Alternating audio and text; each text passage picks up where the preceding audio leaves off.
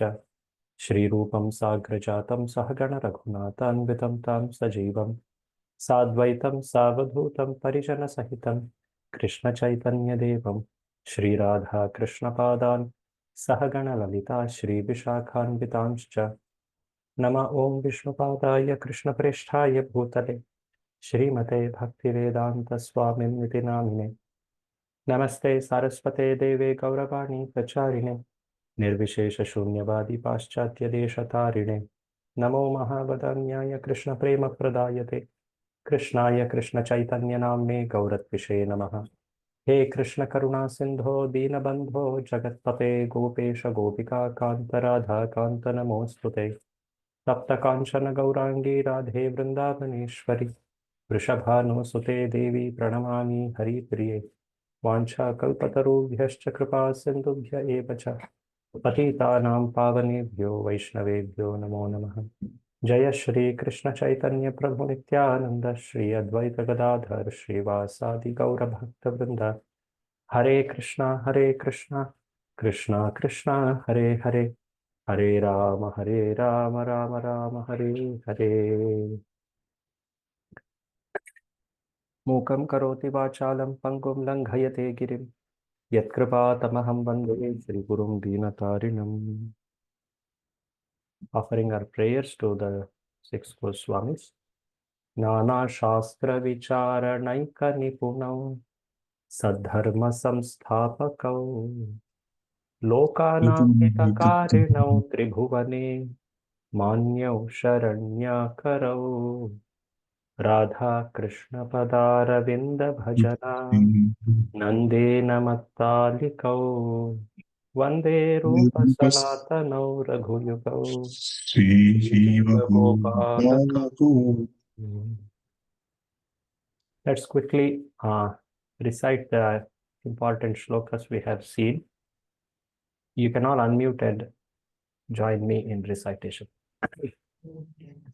Anyabhilashita punyam jnana karmadhyanavritam anukulyena krishna ilanam bhaktiruttama sarvopadhi सर्वोपाधिविमुक्तं paratve तत्त्वेन निर्मलं Rishikesh Asenam भक्तिरुच्यते. So, in the last session, we had discussed the second chapter. We had actually completed it, and we had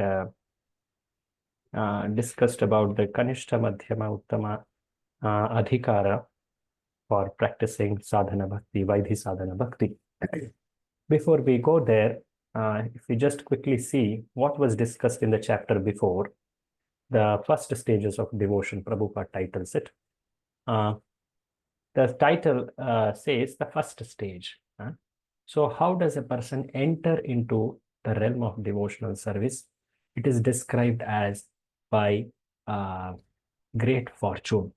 The word used is ati bhagya. And that great fortune enables a person to develop some attraction, some taste. And then he becomes committed to the practice or cultivation of sadhana bhakti. That's called Shraddha. And then we saw that there are different categories or stages within that: sadhana bhakti, bhava bhakti, and prema bhakti. Yes, we had seen here the importance or the meaning of the intermediary bhava bhakti stage also. Sadhana bhakti is devotional service in practice. The goal or the attainment which the devotional service is looking for is attaining pure love of God, Krishna Prema. So that is called sadhya, the goal. Now, sadhana is the stage of practice. So, bhava bhakti, which is an intermediate stage, it is different from sadhana bhakti because there is a development of a good attraction, spontaneity it is called, spontaneous attraction. But yet there is some remnants of impurities, specifically aparadhas, which are in Bhava Bhakti stage. But in Prema Bhakti stage, the attraction becomes more profound and there are no impediments because of aparadhas in the Prema Bhakti stage. Now, if we see Sadhana Bhakti, there was a very important definition which Sadhana Bhakti, for Sadhana Bhakti, which was given by Rupa Goswami. So, Sadhana Abhidha means this is called sadhana. What is sadhana bhakti? There are two characteristics for it. First thing is kriti sadhya. It should be an action, kriti, of senses and mind, both. When we say senses here, the mind is included. So the first lakshana or the description of sadhana bhakti is it should be kriti sadhya. Then it should actually yield bhava, sadhya bhava. It should generate bhava. It should produce the stage of bhava. So the two features are, it is action of senses and mind, surely in correlation to Krishna, but it will produce bhava bhakti. And that bhava bhakti, now one may think, oh, just movement of senses and mind, which are material in conditioned stage, is it producing love of God or a preliminary stage of love of God called bhava bhakti? One may question like that, for which it is told, no, this bhava is actually nitya siddha. Jiva has a potential of loving and serving Krishna. And that potential is awakened. Prakatyam. The bhava, nitya siddha bhava becomes prakata because of the kriti sadhya. Here, especially the guru who engages that soul in sadhana bhakti, he is also referred as nitya siddhasya bhavasya. In his heart, there is bhava, or he is the channel for that bhava flowing from a superior grade devotee, and that is transferred to the sadhaka bhakta. So this is sadhana bhakti. Within sadhana bhakti, there are two categories. One is called Vaidhi sadhana bhakti, another is Raganuga sadhana bhakti. They are called as two parts, not necessarily as stages. Now, I would like to ask, what do you remember when we discussed about Vaidhi sadhana bhakti? What do you remember from last discussion? Vaidhi sadhana bhakti, yes.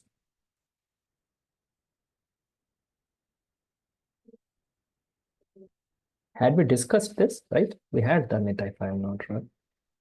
Because I have marked it like that. Yeah, this was discussed. Yes, what is Vaidhi sadhana bhakti?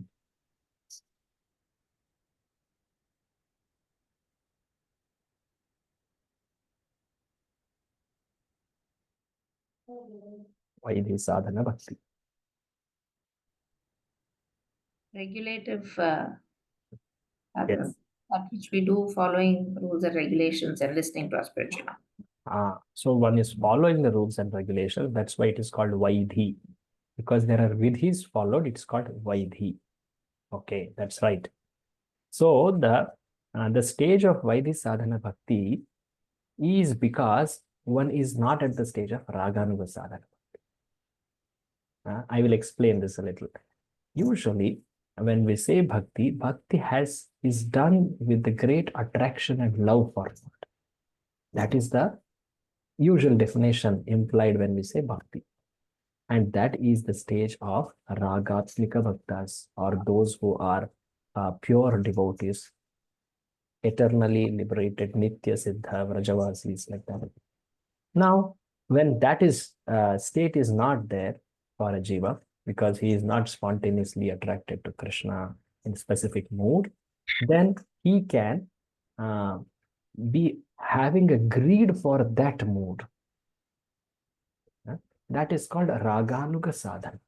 And in that greed, he practices. That's called Raganuga sadhana bhakti. When that greed also is not there, then what remains as that person's impetus is Shastra. Yes, Shastra. Can someone read this English translation? When there is no When there is no attachment or no spontaneous loving service to the Lord, and one is inclined to the service of the Lord simply out of obedience to the order of spiritual master or in pursuance of the scriptures, yes. such obligatory service is called Vaidhi Bhakti. See how it starts when there is no attachment or no spontaneous loving sense. Yes, that means when the stage is not of raga, that is spontaneous attraction to serve, or even the greed for attaining that raga, then what is the impetus for one to practice service, devotional service? What is the strength on which he is doing devotional service? What is his inspiration? Order of the spiritual master or scriptures. Yes. Shasanenaiva shastrasya. On the strength, on the inspiration, on the order of Guru and Shastra. Guru actually is repeating Shastra only. Huh? So that way it is essentially Shastra. When we say Shastra in the shloka, it's told Shastra. That means Guru is also included there. Guru is also implied there. So that is called Vaidhi Bhakti. So the definition is like when one is not at the stage of Raga, then he can follow Vaidhi Sadhana. Now, it's interesting here. When we say raga, what does raga mean? Raga means a specific or a particular attachment to a particular mood of eternally liberated associates of Krishna. When we say raga, it is not just a generic attraction. It is attraction of a specific mood.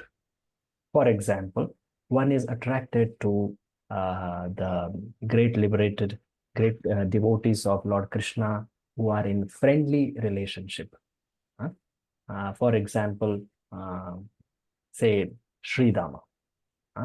The actions he does in service to Krishna in the Leelas, the kind of relationship he has, that inspires one, and that greed has awakened. Oh, I should follow that personality. I should try to aspire to attain that similar mood. That becomes raga. In general, whenever we hear the descriptions of the beauty of Krishna, the mercy of Krishna, the qualities of Krishna, then there is an attraction awakened. That's a generic attraction. But when we say here raga, raganuga, ragamarga, there the attraction is more specific. Okay, so that clarification last time I had not made, I had forgotten, so I thought it's important to repeat here. So with the attainment of raga, when one attains raga at certain stage, then also one follows the Shastra. It is not that one discards or one becomes negligent of Shastra. No, one follows the Shastra. But what is the drive for him to do devotional service? Serve Krishna at that point. What becomes the drive at that point? That is raga. That's when he has gone to the other stage called raganuga sadhana bhakti, and he is following a pure devotee, eternal associate of Lord. That's why it is raganuga sadhana. He has not yet fully perfected it. The perfected stage is called ragadika, which will be attained later.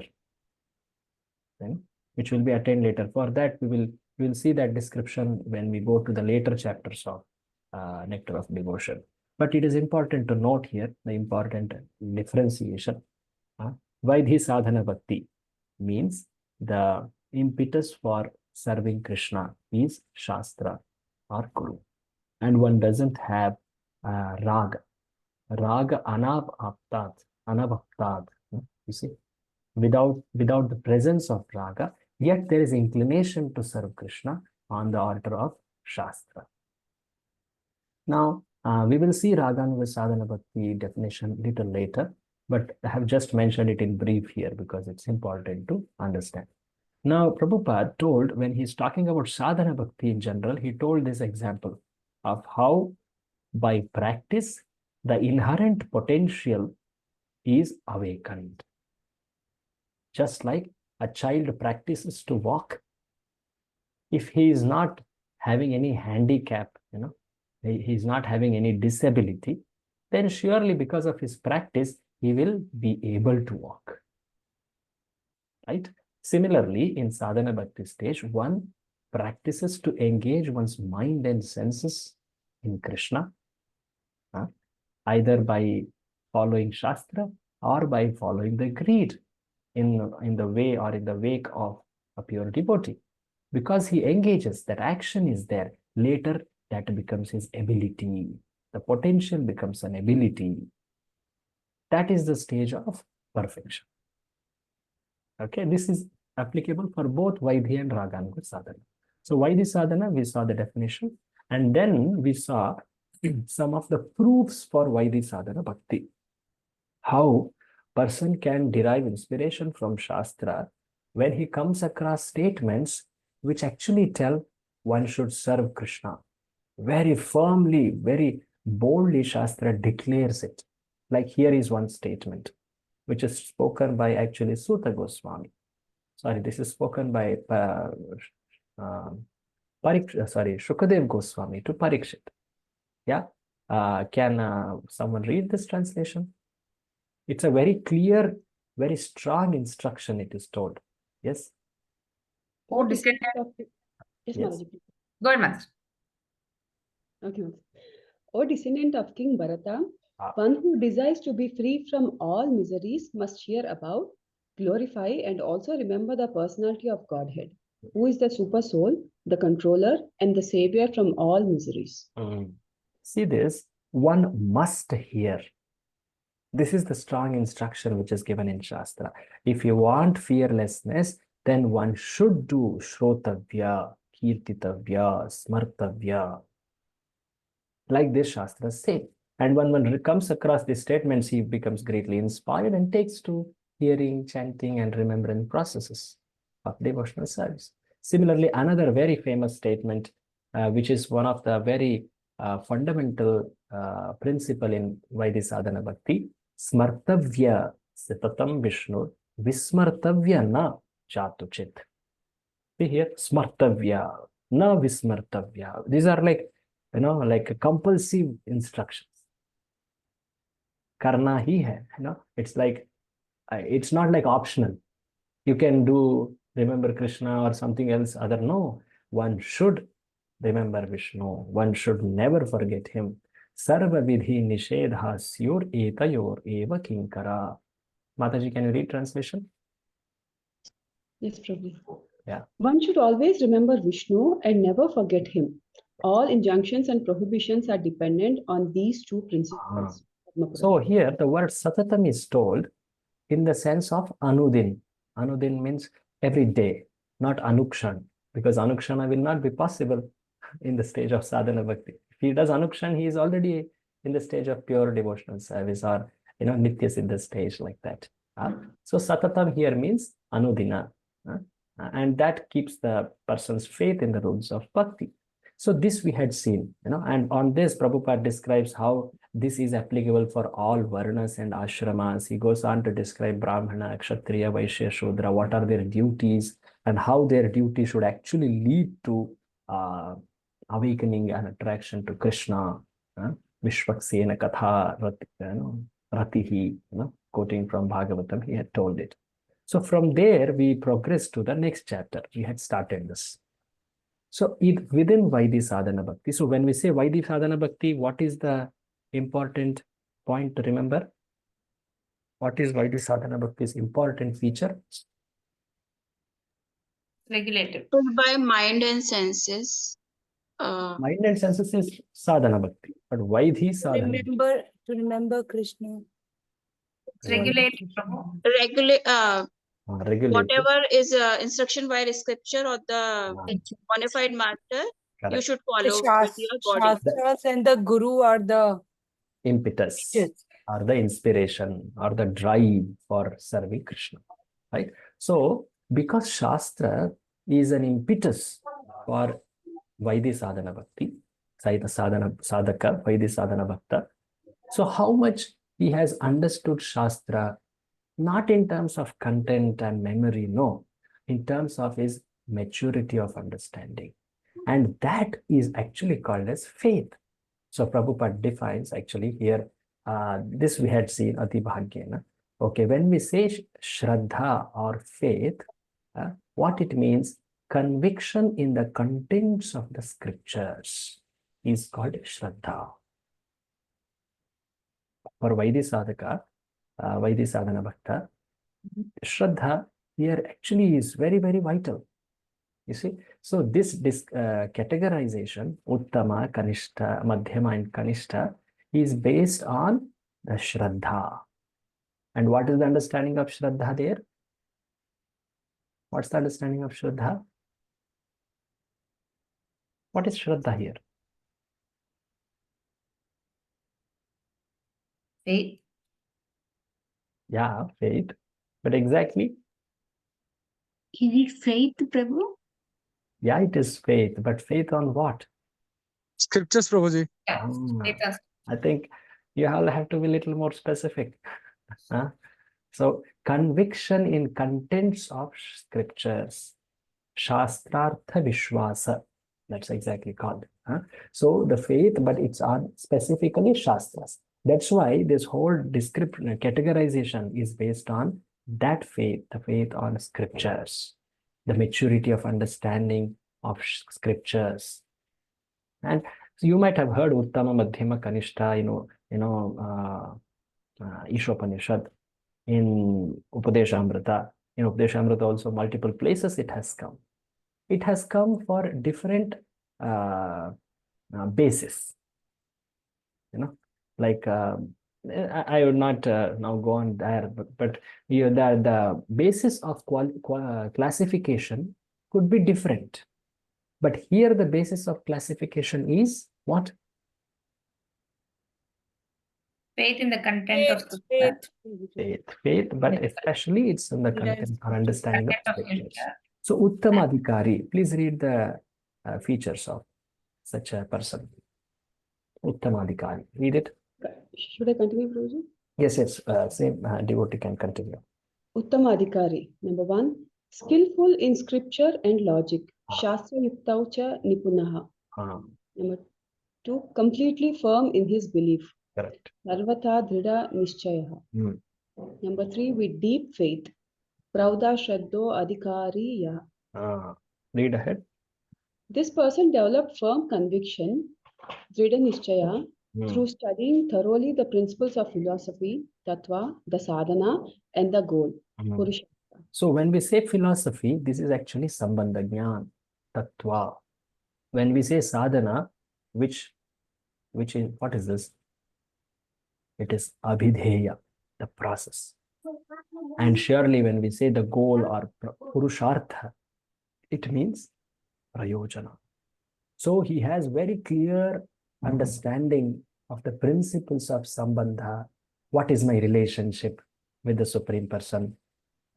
How to attain the relationship, eternal relationship with Supreme Person, that is Abhidheya. What is the desired goal? Has it to be liberation or anything more than that? So this clarity he is it is very, very clear. And very interestingly, he has also a skill of Shastra Yukti, which is very important when an opposition comes against devotional service. So he can defeat the opponent very logically and very shastrically. And that way he can protect the faith of a large mass of people.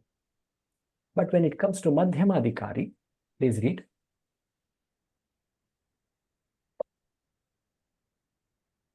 Read ahead, Madhyamadhikari. He is not as conversant with scriptures as the Uttamadhikari, Shastra Dishwani Punaha. This means that when a strong challenger presents his points, he cannot establish the correct conclusion. He is still firmly convinced in his mind of scriptural conclusions, Shraddhavan. So he may not be skilled to defeat the opposition, but he will never be shaken from his conviction. Very interesting, is it not? So one should actually aspire to come to this stage, Madhyamadhikari stage. Okay, Uttamadhikari stage, that is something, based on Lord's mercy and abilities, all that. But nonetheless, one should try to make his conviction very firm in the Shastric conclusions. That should be one's effort. On the other side, Kanishtadhikari, read ahead. Weak faith, Komala Shraddha. Yes. It is possible to break his faith by different scriptural reasoning. Temporary unsteadiness of the heart when defeated by strong materialistic opponents. Yes. Anupunaha, in this case, means a little knowledgeable, less than the Madhyama. So he has little knowledge on which, based on that, he has faith. But if a strong opponent comes and he tells about the other paths, he could be dissuaded. That's why it's called Komala Shraddha, Anipunaha. So Kanishtadhikari, he has to protect his faith by association of devotees, understanding scriptures in that association, service like that. He has to be protected in the association of devotees. So now going ahead, I think we had come up till here. Any of you have any questions on so far what we had revised? No, Prabhuji. Okay. Okay, let's go ahead. Now one may think, in Bhagavad Gita, Krishna talks about someone who comes to serve him. Does it not? Where does it come? Krishna tells these people, surrender to me. Krishna says like that. Yeah, the 4 kind of people. The 4 kind of people. Krishna says, what's the shloka? Arti, Artha, Arti, and Yeah. Jnani and Jigyasu. Yes. Chaturvidha bhajante mam. Krishna telling these people 4 types. They do my bhajan. Jana Sukritino Arjuna. And they are called Sukritis. Very fortunate. Pious. Is it not? They are called pious. Who are they? Artho Jignasur Artharthi Jnani cha Bharatarshabha. Right? The very clear categories there. Artha, distressed. Jignasu, inquisitive. Third, Artharthi, desire of wealth. And of course, 4th is Jnani, seeker, very committed, serious, pursuing the knowledge, or he wants to understand the truth. So there you might remember the examples given for them. One may come to Krishna for several purposes, and Krishna accepts them all as very, very magnanimous. Udara sarva evaite. Krishna says all of them are magnanimous because they are offering their heart. Some people, before that, Krishna had told 4 types of people who don't surrender, who are dushkritis, namam dushkritinoho mudha, right? And now there are 4 types of people who are sukritis. They are coming to me. They are udara. Among them, Krishna tells one is considered very, very superior. Who is that? Bhaktas. Jnanis. Why is that? Who is that and why is that? Who worships me with knowledge. Why? Why is that person considered? Krishna tells such a person is very close, very dear to me. Why is that so? Prabhuji, these type of people will come in which category? Like Uttamadhikari? No, that is the discussion now. We are going to go there. Okay, we are heading in that direction. But we're just revising in Bhagavad Gita. Jnani will understand that the absolute truth is supreme to God. Okay. Jnani is after many births who understands that I am Vasudev Sarvamiti. Oh, that's a very advanced Jnani. But before that itself, Krishna tells this shloka. Yes, he tells Jnani. Jnani, no. He says that he is very dear to me. Yeah. Now, you evaluate why do each of these people, category people, come to Krishna. The first one and the third one, they came for some material benefit. The first one, Artha, was in difficulty. The third one was in need of some material wealth. Is it not? So both of them are coming to Krishna for some material benefit. Please remove my suffering. Please give me wealth. Sukha sampati gara ave, kashta mite tanag. Is it not? Yes. I think it exactly fits. I did not mean that. Okay. The point is they have come for some material benefit. Now the second one is an inquisitive person. He is curious but not very committed. He wants to know. But the fourth one is a serious student. He seriously wants to understand Krishna. Now one may wonder, these people are, Krishna tells them they are all worshipping him. Actually, they are fortunate. That's why they are worshipping him. They, usually a person, when he gets misery in life, what will usually people do? They will become, in fact, angry. They will revolt. They will commit something wrong to others. But very pious people in such situation go to God.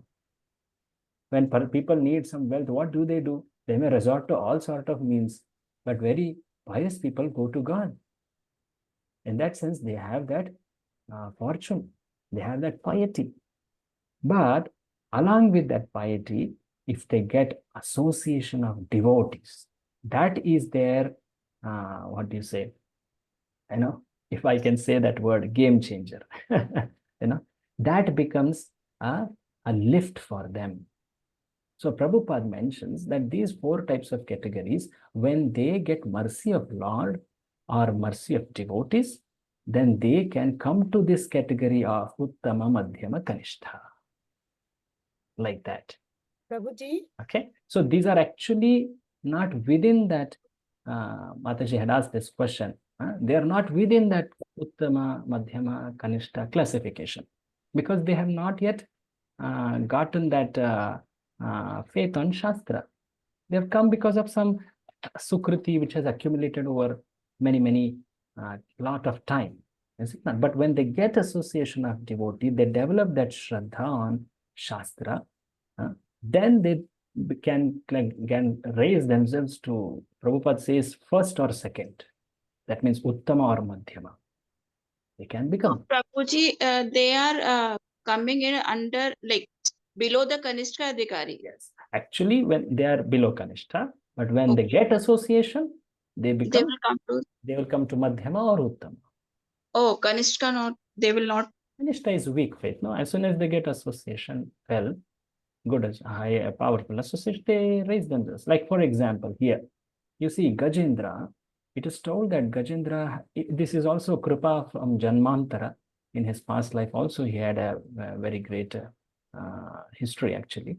But nonetheless, he had a desire of attaining sweetness. He wanted to taste the sweetness of Lord. If you see his prayers, Gajendra Stuti, and at the end he received mercy of Lord, and then he went back to spiritual world. He attained prema. Then you see the second case, that is, we'll come to second a little. Third case, Dhruva. What did he receive? How did he raise himself to Uttama, Madhyama, or maybe pure devotional service? What was that which changed? The association of Narada Muni. Muni. Yes, Narada Muni. So Prabhuji, the difference between those people who are, when they are distressed, one when those who go to Krishna or God for relieving them from distress, and the other who follow the karma kand, like do this vratam, do this, or so the difference between them is one who gets a association of the devotees. No. One is, if they have bhakti sukriti, they will come to Lord Krishna, Lord Vishnu. Oh. So that bhakti sukriti also comes from the that bhakti sukriti we had seen, no, like earlier, in the very first description of how one comes to the bhakti because of an attraction which has developed that feeds into execution and that feeds into itself, right? Chart was there. But how is that attraction generated? Because of a causeless mercy of a devotee. They did something in relation to Lord. Knowingly, unknowingly, most of the times unknowingly. Ajnata Sukriti. When we say Ajnata Sukriti, it is spiritual piety, not mundane piety.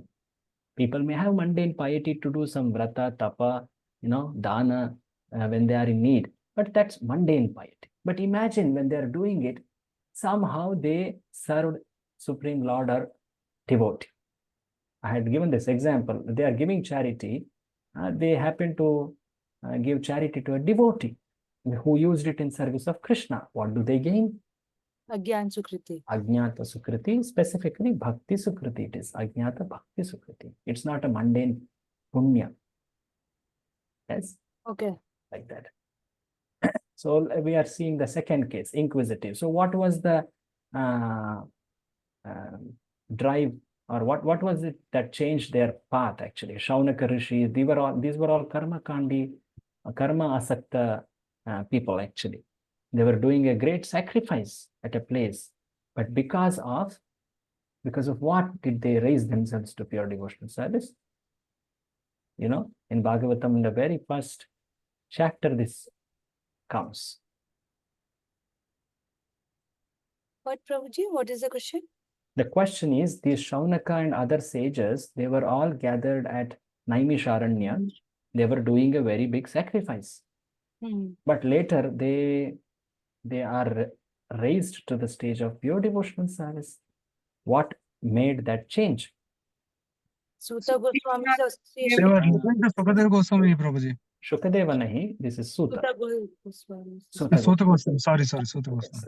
And similarly, in the last one, that is Jnanis, the Kumaras, they were Jnanis. Yes, they received mercy of, can you guess? They received association of, can you guess? Lord only. Lord Vishnu. Clearly, yes, Lord also. Lord Vishnu. Vishnu Dutas also, Jaya Vijaya also, they are interacted, no? Though it was not very... They smell but they could fragrance of appreciate association. Vishnu Duta's, their firm attachment to Lord. And then Lord came there, and then they appreciated the beauty of Lord. And that's when Lord's Charana Tulasi's Vayu, it became very attractive. They heard the Lord's words and they were mad at his character, at his beauty, like that. So this was, if they receive this, then they can raise themselves to Madhyama, Uttama, or to higher stages also. So what is that which makes this transition? Hare Krishna. Prabhuji, The all association of devotees, Prabhuji. devotees or Lord. Association of devotees. Yes. Yes, Mataji. Prabhuji, these four types of devotees having the association of the pure devotees or the Lord. So why they are in the different categories? No, at the starting point, they were in different category. But once they receive the association, they are no more in that category. They are raised to the higher category. Okay, at what stage they are remembering Krishna, or what stage they are getting the association, that categorize, yes? Let me tell this. Dhruva, small boy Dhruva, he was Yes. told that if you want wealth, go to forest and worship Yes. Vishnu. Then in the way he meets Narada. So at the starting point, yes, he was Artharthi.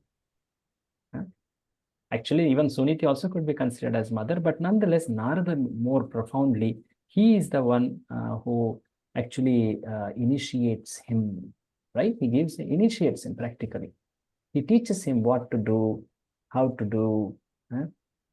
Though he, for a material purpose, but he guided him to the right destination, right object of worship. So then that transformation happened.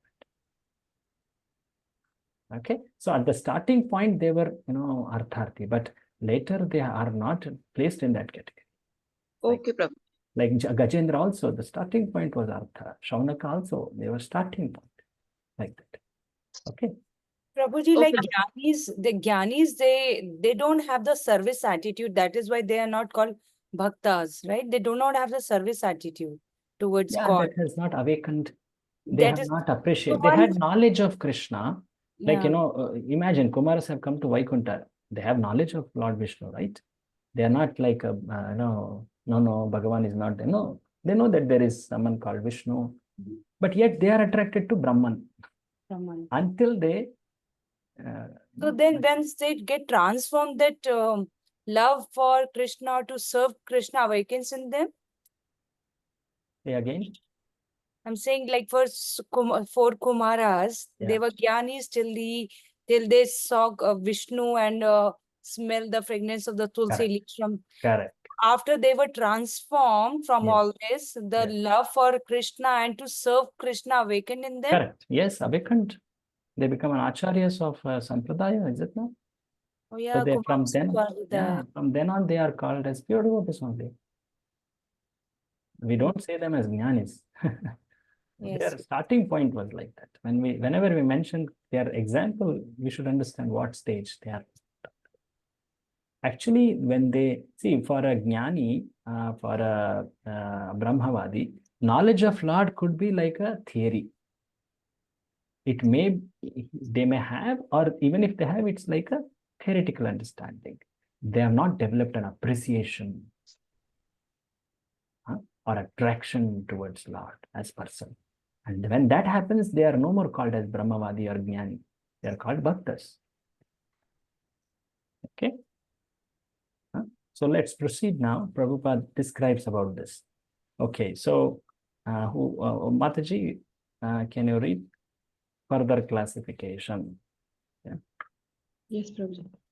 Further classification of the neophyte devotee is made in the Bhagavad Gita. Read the entire paragraph. Yeah. It is stated there that 4 classes of men, namely those who are distressed, those who are in need of money, those who are inquisitive, and those who are wise, begin devotional service and come to the Lord for relief in the matter of their respective self-satisfaction. They go into some place of worship and pray to God for mitigation of material distress, or for some economic development, or to satisfy their inquisitiveness. And a wise man who simply realizes the greatness of God is also counted among the neophytes. Such beginners can be elevated to the second class or first class platform if they associate with pure devotees. See, very clearly it is coming. If they associate with pure devotees.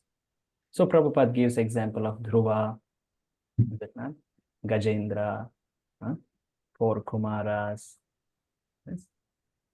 Sota Goswami's association, like that. Okay. So Prabhupada says, in whatever condition one may be, whatever he has as his state of heart, pure, impure, whatever, but if he is fortunate enough to associate with pure devotees, then very quickly is elevated to second or first class platform. So, understanding this, we should value the association of devotees, and in that also association of senior, pure, committed, dedicated devotees. That's why this is one of the very first aparadha, no? We recite in the 10 offenses. To blaspheme the devotees who have dedicated their lives for propagating the holy name of God. So it is the foremost offense. At the same time, on the other side, it is also the foremost, how do I say, changing factor or elevating factor, association of devotees. So one should very carefully practice associating properly with the elevated devotees. So Prabhupada further says, read this, it is explained in Bhagavad Gita. It is explained in Bhagavad Gita that only one who has continually executed pious activities and whose sinful reactions in life has completely stopped can take to Krishna consciousness. Others cannot. Yes. The neophyte devotees are classified into 4 groups: the distressed, those who are in need of money, the inquisitive, and the wise, according to their gradations of pious activity. So I remember one question was asked one of the classes about this shloka. One who has continually executed pious activity and whose sinful reactions are stopped can take to Krishna consciousness. What does this mean? Actually, if you remember that shloka, the last shloka of 7th chapter, it describes as yesham to antagatam papam. How does that happen, by the way? I am very sure you must have heard. How does that happen? You know how it happens there? If you remember the description, it says because of association of great devotee. You see the purport of Prabhupada there. It is because of association of great devotees that they executed pious activity and their sinful reactions were stopped. Due to which they become Drudavrata. What does it mean? It means they got elevated to Madhyama, Uttama stages at the least. And below that is neophyte devotees classified into 4 groups according to their gradations of activities. Once one receives that association, he elevates himself to Madhyama and Uttama category. Of course, in Gita, Krishna has told that Jnani is very dear to him. Why is that so? Read ahead. Why is Jnani very dear? No one answered that. Let's hear directly from Prabhupada. Yes.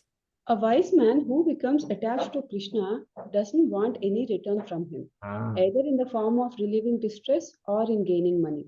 This means that from the very beginning, his basic principle of attachment to Krishna is more or less love.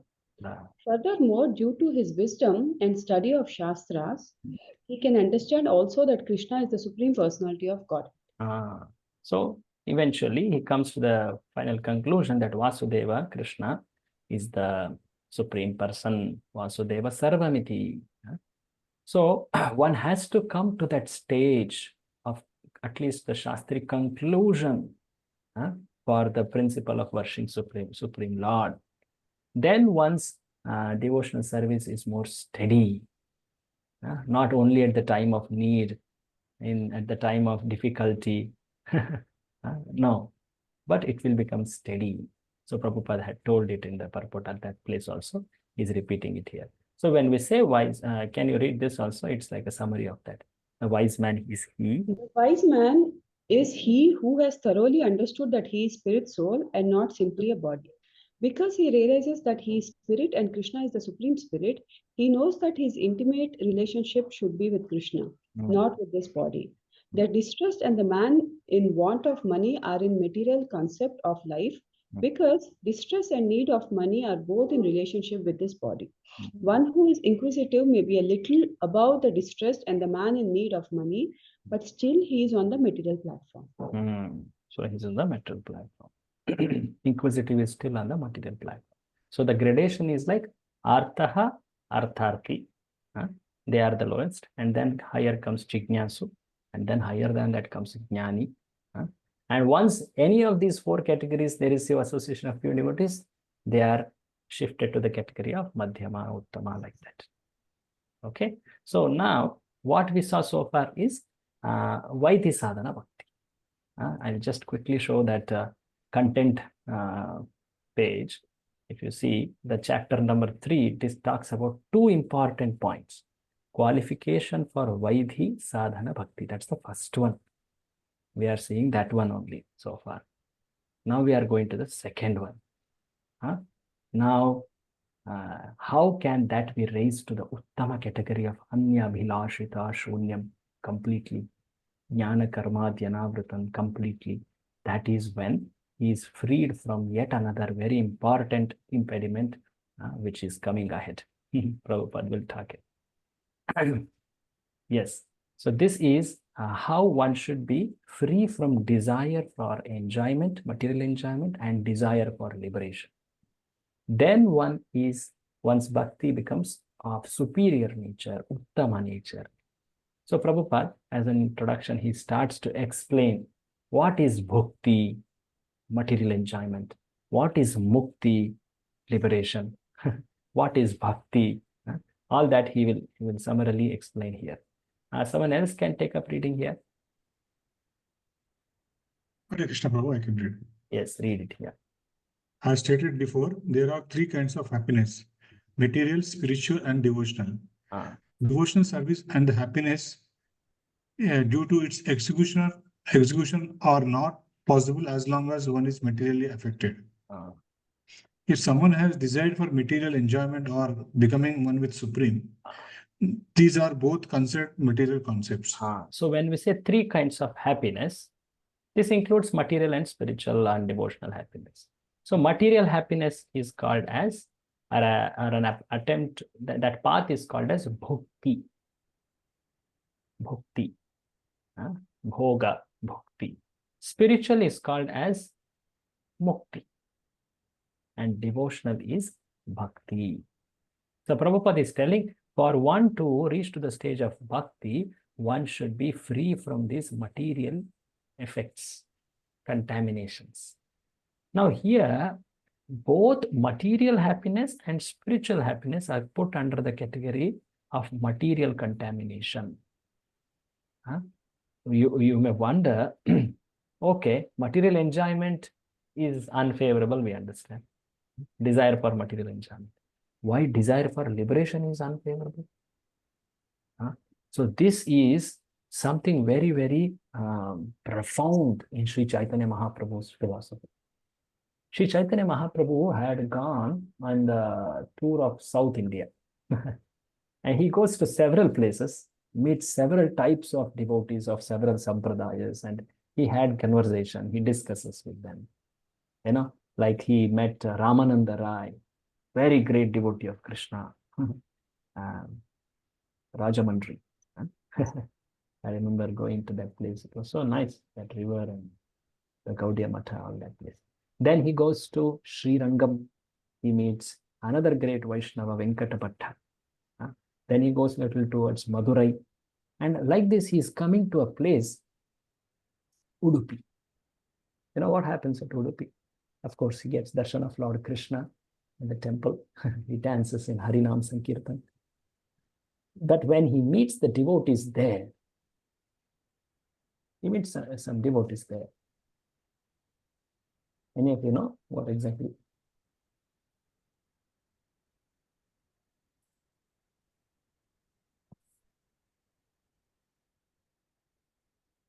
Okay, maybe let me discuss. So he meets some of the followers of Sripad Madhvacharya. They are also Vaishnavas. In fact, Brahma Sampradaya, Chaitanya Mahaprabhu's line is a branch in it, Brahma Madhva Gaudiya Sampradaya. And he had conversation with them. It's called Tattvavada. That's their philosophy. And they were laying more stress on following Varnashrama and getting free from this material contamination. Very strongly. Of course, they had also stressed on reaching Vaikuntha, all that. But Varnashrama emphasis was very, very strong. So it is a very common notion that when one practices spiritual life, what is he doing for? He's doing for attaining moksha. This word is very famous, moksha, mukti, I like that. But in Chaitanya Mahaprabhu's philosophy, it is shown that how this desire for mukti is also detrimental. In Sri Chaitanya Mahaprabhu's discussions with Sarvabhauma Bhattacharya, he shows this. He shows this in that 7-day long association of Sri Chaitanya Mahaprabhu and Sarvabhauma Bhattacharya. At the end of it, when Chaitanya Mahaprabhu starts explaining Srimad Bhagavatam's very famous verse, it talks about how mukti is very inferior compared to the bhakti.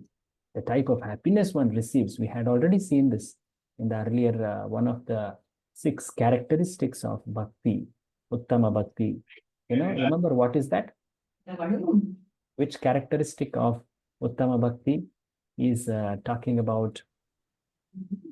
That what is that? Laghu. Moksha laghuta krit. That which makes moksha insignificant. Right? So Prabhupada will describe here why mukti is also considered very, in one sense, not very favorable for pure devotional service. So Prabhupada says that. Read for Prabhu here. One must know.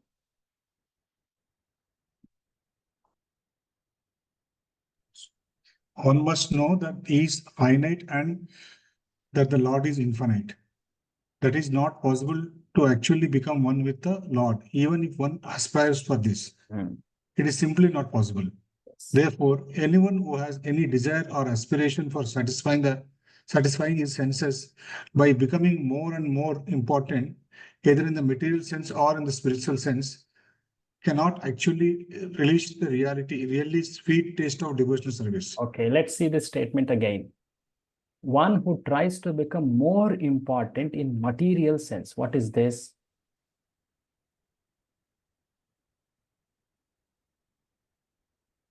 Is one with God, right? No, that's spiritual sense. Material sense is bhakti, material enjoyment. Okay. Desiring of the material things or Correct. related to that. Yes. In spiritual sense, becoming more important? Mukti.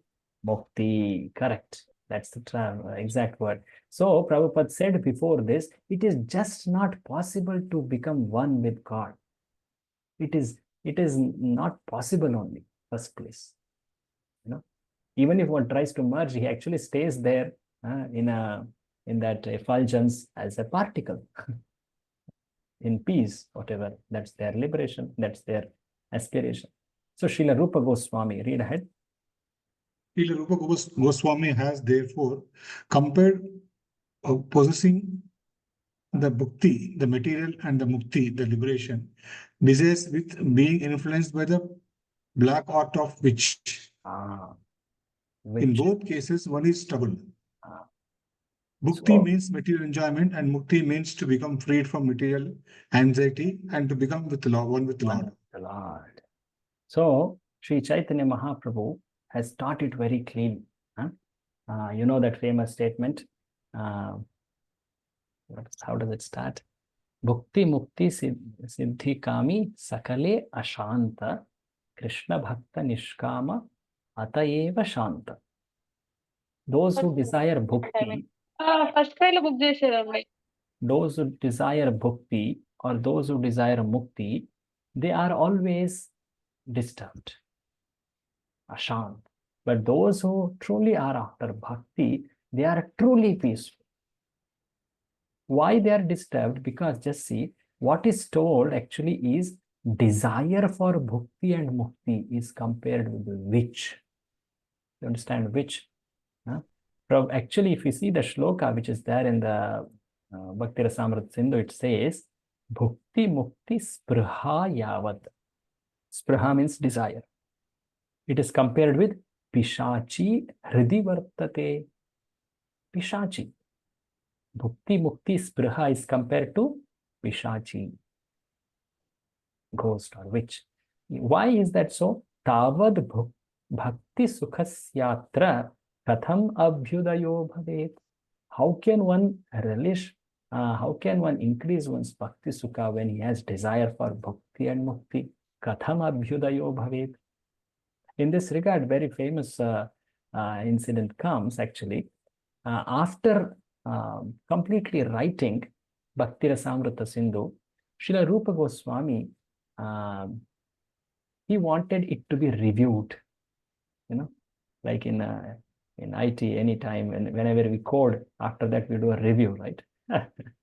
Code review. What do they call it? Yeah, review. Code review. Code review. Or code review. Yes, code review. It was my last life, I think. So once he completed it, he wanted it to be reviewed. It was in Vrindavan. At that time, very famous Vaishnava by name Vallabhacharya was there. This incident comes in Chaitanya Charitamrita. And he requested Vallabhacharya, he is of Pushti Marga, he is of Vishnu Swami sect, other Sampradaya. And he requested him, can you kindly check this work and offer corrections wherever there are faults? Please.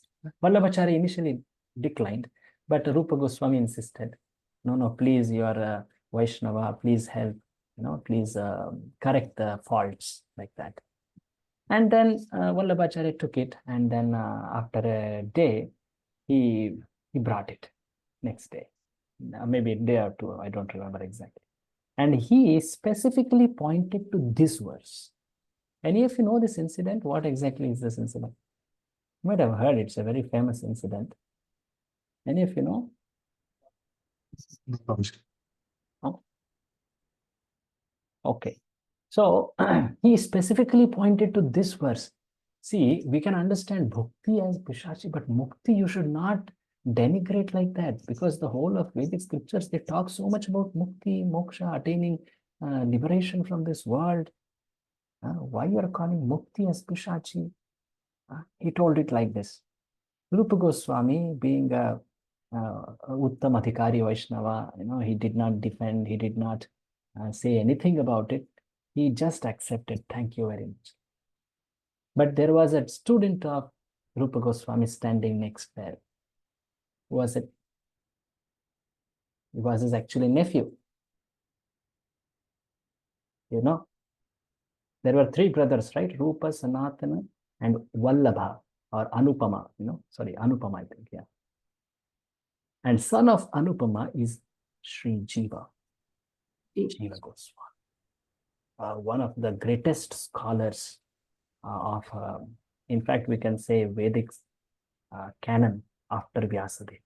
Some compare Jiva Goswami with Vyasadeva because the kind of literature he has provided, the kind of contributions he has done cannot be compared with anyone except Vyasadeva. So big. In fact, excelling Vyasadeva also at some places. So Jiva Goswami was standing. Jiva Goswami was humbly serving Rupa Sanatan by arranging necessary daily required things for their bhajan, for their aradhana, for their, getting the palm leaves from the forest, drying them, making the ink, understand all these humble menial services he was doing. And Sri Jiva Goswami was a profound scholar. He had studied the language Sanskrit thoroughly at Varanasi. Sri Chaitanya Mahaprabhu instructed him like that. And then he had also read Bhakti Shastras very profoundly. He had great service attitude. One of the amazing examples of service attitude. Despite having such erudition, he was in such attitude of humble menial service. So he was standing there and he could not take it, that how my guru, Rupa Goswami, has written so perfectly. I think the other person got it wrong. So after Vallabhacharya left from there, Jiva Goswami, the student of Rupa Goswami, silently goes to meet him. Dear sir, what you have noted is actually incorrect. Please note there, it is written Mukti Spruha. Mukti itself is not an inferior thing because it is taking one outside the material world. But the desire for mukti is worse than mukti. Why is that so? Because one is constantly haunted with this, due to which he fears to engage in devotional activities. He treats them as material. And he's always conscious of not entangling. So the whole focus of the activity becomes himself. How I should not be entangled, how, instead of Krishna, Anushilanam, Anukulyana, more unconscious of oneself. You see?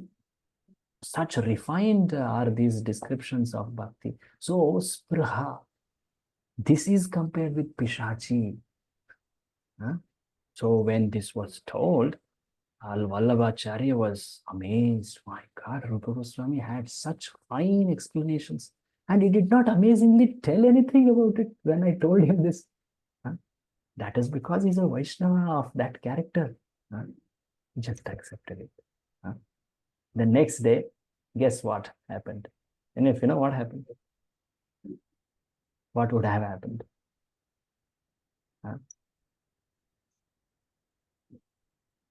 Vallabhacharya goes to Rupa Goswami and he says, I'm very sorry.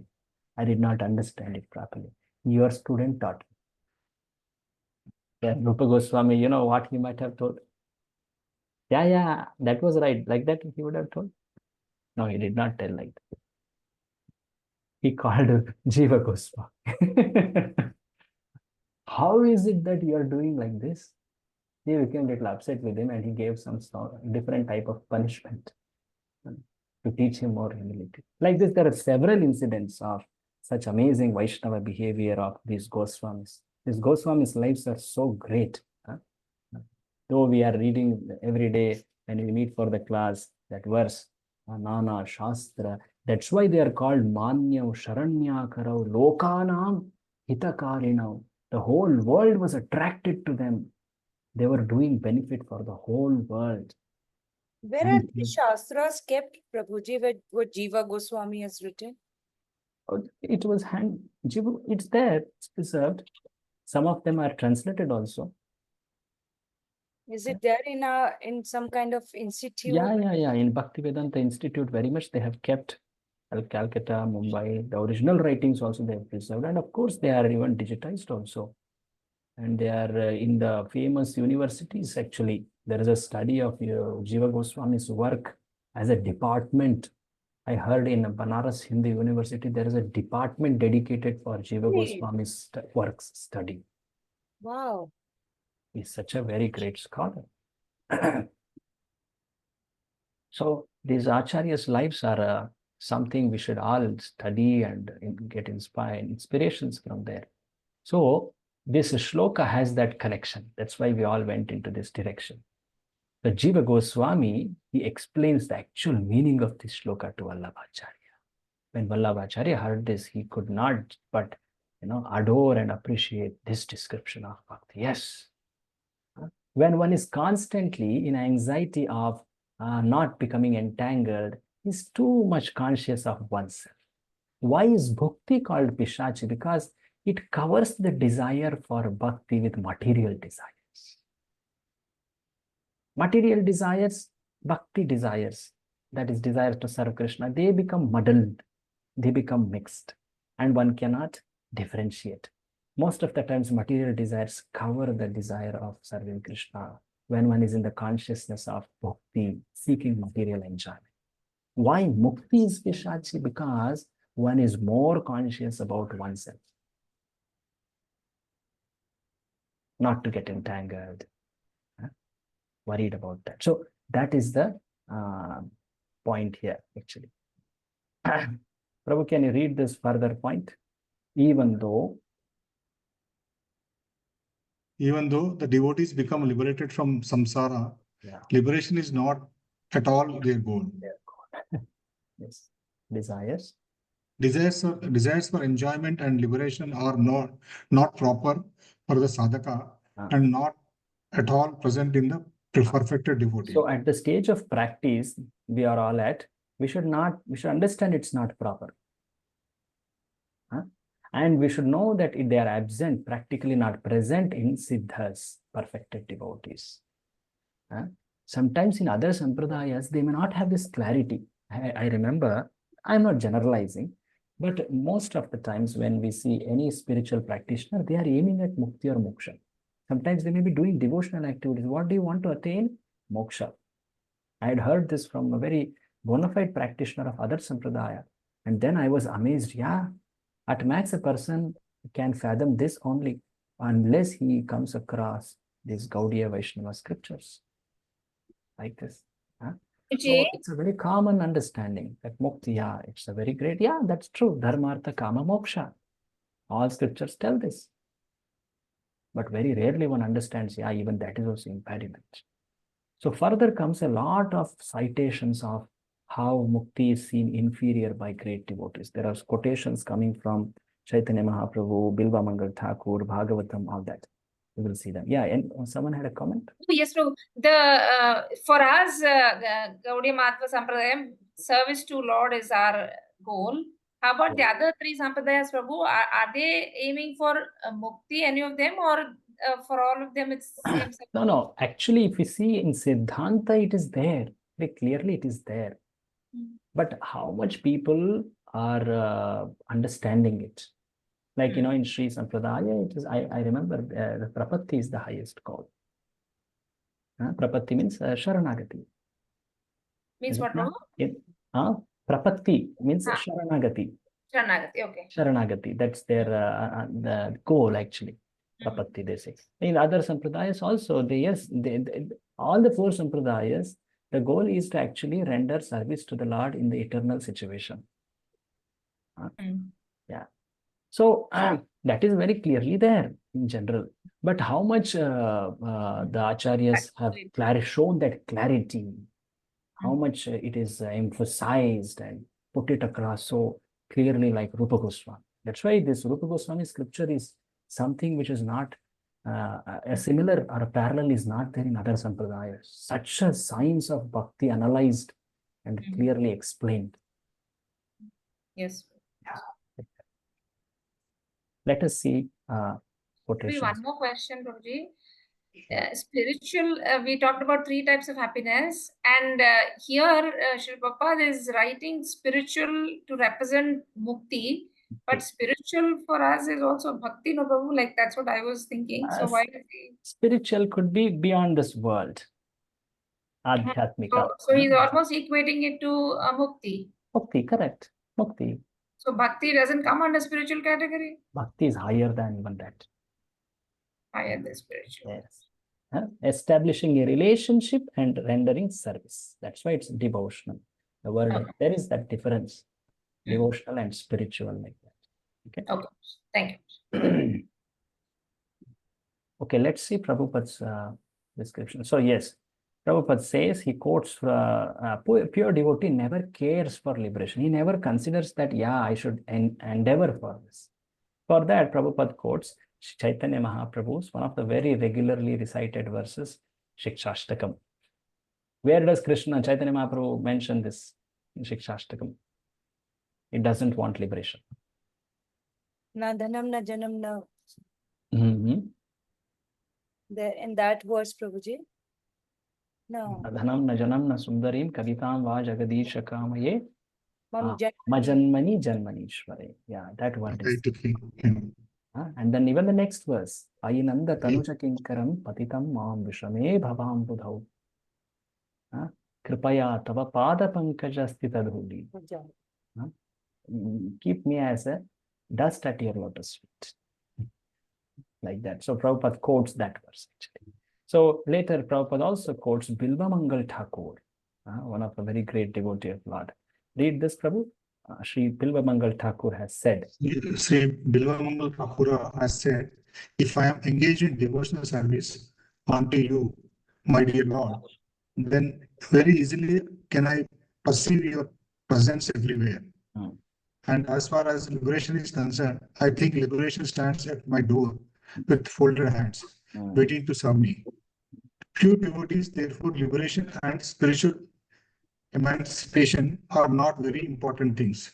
Yeah. So liberation, spiritual emancipation, they are practically equivalent to rise above 3 modes, to transcend this world, Brahma Nirvana, all that. That's not very important. Actually, why is that so? Because bhakti gives such deep absorption, such superior happiness. We had seen this. You see, can you read this below? By prema. Can you read this? By prema, the bhakti process such as hearing take possession of the mind and senses of the person would not desire the goal of liberation at all. So those who don't desire mukti, such people's mind and senses are in fact possessed by the bhakti process. They taste that superior happiness. So this is stated by Rupa Goswami. In fact, he gives an evidence for this. How Supreme Lord's charming forms are. It is described actually in the verses coming ahead only by Kapila Deva to Devahuti. Read the translation. Upon seeing the charming forms of the Lord, smiling and attractive, and hearing his very pleasing words, pure devotee almost loses all other consciousness. His senses are freed from all other engagements, and he has become absorbed in devotional service. Thus, in spite of his unwillingness, he attains liberation without separate endeavor. Yeah. Though he doesn't want it, he attains it without endeavor. He attains it.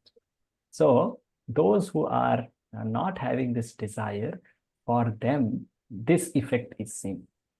The Lord's charming form, that attraction, it practically possesses the mind and senses. What more fortune can be, more than this? Prabhupada, Jiva Goswami quotes this. Bhakti captivates the mind and senses of those not desiring liberation. And how does that captivation happen? Because it arises from realization of beautiful limbs, smile, words of the Lord. like that. So Prabhupada actually quotes this here. Kapila Deva telling to his mother that how large form, face is so enchanting, so beautiful, that those who are absorbed in thoughts of him, they don't at all want liberation. They consider it very, very undesirable, very insignificant, should not even be thought of like that. So Prabhupada further says some more statements. Read this one who is actually attracted by the beauty of the lotus feet of Sri Krishna or his service, and whose heart with such attraction is always full with transcendental bliss, will naturally never aspire after the liberation, which is so valuable to the innocents. Bliss. Yes. See, he is not at all desiring that. He's so full with bliss. So such superior, like we saw in description of Moksha Laghutakrit, right? You remember that comparison made? Remember that comparison? Any of you recollect? The sukha of happiness of liberation and happiness of bhakti. What was the comparison made? The Chapala Sukha, that one? No. That is in the introduction. That is for material happiness, Chapala Sukha. But I'm talking about the happiness one gains by liberation and happiness one gains by service to the Lord. There was a comparison made. We had discussed it. You did? It is compared like the drop of water in the ocean. And the happiness of a moment and happiness of for the Brahma's life. Which is like huge. Like that. So that's why it's called Laghuta Akrit. It makes it so insignificant. It's like puddle of water. That's also it's described. Puddle of water. Like that. And So, also, yes.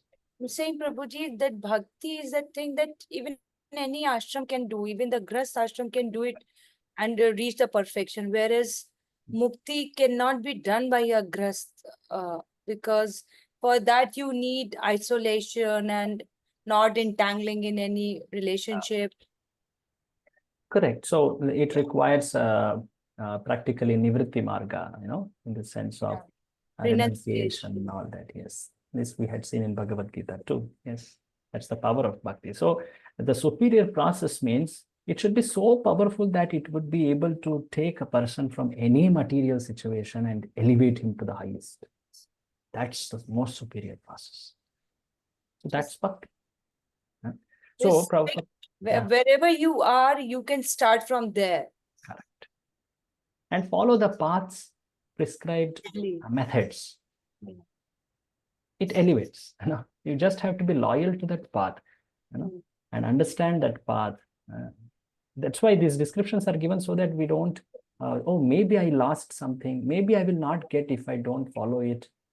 There is no need to look at again other way, other places, other paths like that. Okay. So Prabhupada quotes further some evidences from Bhagavatam. Uddhava speaks to Lord Krishna like this, that those who are engaged in the loving service of the Lord, for them, in fact, it is told, there is nothing worth. Even dharma, artha, kama, moksha, these are so insignificant. These are not worth it for them. I do not desire to aspire to achieve. My only prayer is that I have unflinching faith and attraction to your lotus feet. Similarly, another quotation told Kapila Deva instructs his mother on how one derives such supreme pleasure, transcendental pleasure, the moment one starts to hear the glories, the qualities, pastimes of Lord. So he says here, can you read this, Prabhu? Never desire to become one with me, and what to speak of becoming one with me. If they are offered a post like mine in my abode, or my objects like mine, or even personal association with me with similar bodily features, they refuse to accept because they are satisfied simply by being engaged in my devotional service. My devotional service. Just say, they don't even desire to live with me. They are just happy to render service to me wherever they are. They are so deeply absorbed that I am moved. I leave my abode to come to take them. It's amazing how powerful and attractive is devotional service. So at the end, Prabhupada also quotes a very famous quotation from Dhruva Maharaj, who says that how the pleasure derived from meditating on your lotus feet, how superior it is. It is enjoyed, and it cannot be compared with even heavenly pleasures. It cannot be compared with liberation. What to talk about even heavenly pleasure? Heavenly pleasure is material pleasure, bhakti. That is so insignificant even to compare. Dhyanad bhavat janakatha shravanena vasyat. Very famous Dhruva Stuti. This comes there actually. So this last section is actually showing how this bhakti and mukti are not something which a sadhaka should desire. They haunt like ghost or a witch, and they become an impediment. Bhakti mukti spraha yavat pishachi yavartate, like that. So this completes the third chapter, which was the eligibility of candidate. Now the next chapter is this last concept extended. How devotional service is far superior to liberation. In this chapter, I had counted, close to 33 references are given. Quotations are given just for this one point. In this place, this is told. In this place, he says this. In this place, like a very thorough proof, like a legal statement or something like that. You evidence it, your citations like that. Yeah. So Rupa Goswami's par excellence can be seen here. Yes. We are going to chapter 4. Any comment from earlier section? Okay, let's go to chapter 4. So chapter 4 is, one thing I just want, okay, maybe we'll see this later. So chapter 4 is talking about devotional service surpassing all liberation, in which we will see a lot of evidences for superiority of bhakti over mukti. Now, before this, I just wanted to show one summary of last chapter. See, in the chapter number 3, we saw qualifications, eligibility criteria. What's the eligibility criteria to begin bhakti? That is mercy of Deity, by which we develop little attraction to love. Right? That attraction or taste, that is the qualification to begin bhakti. Now then later we discussed about sadhana bhakti. Within that, Vaidhi sadhana bhakti, Raganuga sadhana bhakti. So Vaidhi sadhana bhakti specifically, because that's the most conventional way, unless one gets association of Nitya Siddha, Krishna's associates. So usually one has to develop that Shraddha based on Shastras. We should have proper understanding of Shastras. That's where we saw Kanishta, Madhyama and Uttama. And that's very necessary to advance in sadhana bhakti. And while progressing like that, rendering bhakti activities on the strength of Shastra, he has to cultivate being freed from the desire for bhakti and mukti. That's when his bhakti activity becomes superior, uttama bhakti. Like that. This was we had seen in the chapter 3. Now let us go to chapter 4. Yes. So one should not desire for mukti, but one who getting to the devotional service is already liberated, right? He already achieves the mukti, right? Somewhere we read in the past. Correct. Yeah, he's already liberated, but he should understand and not desire it extraneously. Yeah. Okay. Actually, in mukti also there are gradations, Prabhu. It's going to come in this chapter number 4. We will be able to appreciate that more better. We'll see that. So let's go to chapter number 4. So someone else can take up reading here, because I will show something and I will, of course, highlight. But we will mostly read here. Okay, we'll read the citations. As I told, more than 30 citations of how bhakti is superior to mukti.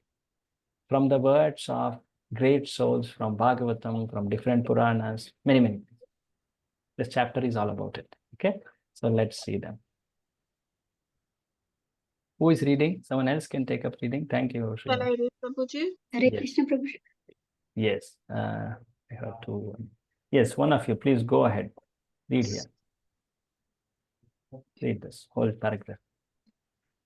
How much a devotee is seriously attached to the devotional service of the Supreme Personality of Godhead can be understood from the statement of Maharaja Prithu, Adiraja, which is described in Srimad Bhagavatam, 4th canto, 12th chapter, verse 24. He prays to the Supreme Personality of Godhead, thus, O my dear Lord, if after taking liberation I have no chance of hearing the glories of your Lordship, glories chanted by pure devotees from the core of their heart in praise of your lotus feet, and if I have no chance for this honey of transcendental bliss, then I shall never ask for liberation or this so-called spiritual emancipation. I shall simply always pray unto your Lordship that you may give me millions of tongue and millions of ears so that I can constantly chant and hear of your transcendental glories. So it's a very famous shloka from Pruthu's prayers to Lord Vishnu. He says, Lord, I don't desire na kamaye nath tadapyahap kvachit. I don't desire anything material. I only want to drink the nectar of your lotus feet. Yushma charanam bhujasavaha. And I want to specifically hear Mahattamantar Hridayan Mukhachuto. From those Mahats, the great devotees, from their hearts that spring in glories of Lord, that remnants I want to hear. And for that, I have only 2 years, which is insufficient. Give me Ayutam, Karnayutam, give me millions of years. Can you imagine? He's asking for millions of years just to hear Krishna's glories. Clearly shows that he doesn't want liberation. He wants serving, hearing the Supreme Lord. So this thing. Read ahead, the impersonalists. The impersonalists desire to merge into the existence of the Supreme, but without keeping their individuality, they have no chance of hearing and chanting the glories of the Supreme Lord. So one of the important disadvantage of mukti is, what is that? They can't hear and chant the glories of the Supreme They Lord. don't have a chance to hear and the glories of the Lord, which is in itself so pleasurable. The bhakti activities cannot be rendered in that stage. Another quotation comes from Srimad Bhagavatam, 5th canto. Shukadev Goswami actually, he praises Bharata. In 5th canto, we get to see the character of Bharata, the great devotee. Of course, it took 3 lives, but nonetheless, the Bharata was so attracted, so attached to the Supreme Lord in the prime of his youth, when he had great sovereignty, great material pleasure at his command. All people so obedient, so loving, he left everything. He left everything and he went in great love for Lord. So Shukadev Goswami praises this behavior of King Bharata very highly. And there it is told. Can you read this? Any person?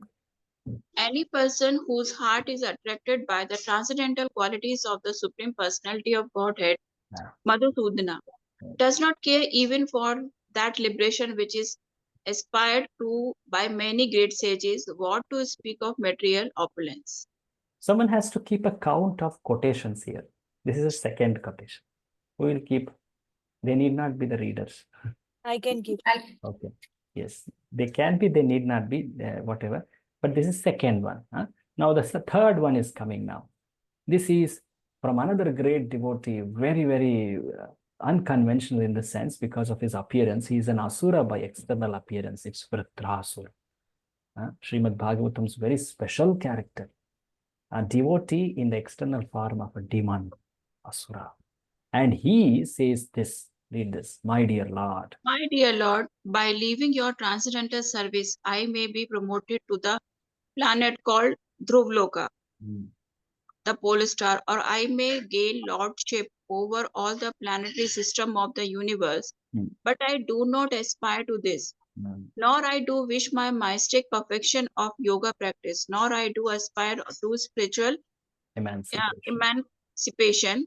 All I wish for, my Lord, is your association and transcendental service eternally. So this emancipation means liberation, actually. So he doesn't want Dhruva Loka or any planet in this world. Nana Akaprishtam, Nacha Param Ishtam, not even Brahma Loka. Swarga and all is not, surely there. Doesn't even want liberation nor siddhis, but he wants only association and service of the Lord eternally. This is the third quotation. Now going ahead, this is another quotation from the mouth of Lord Shiva. Lord Shiva speaks to Sati after seeing the wonderful quality of Chitraketu. Chitraketu, you may remember this pastime, he gets suddenly cursed. He gets suddenly cursed, which was not an intended mistake. There are many finer things there, but he gets cursed to become a demon. But after getting cursed, he was not very sad, or he did not ask, can you tell me some way to get over it? What is the way to, No.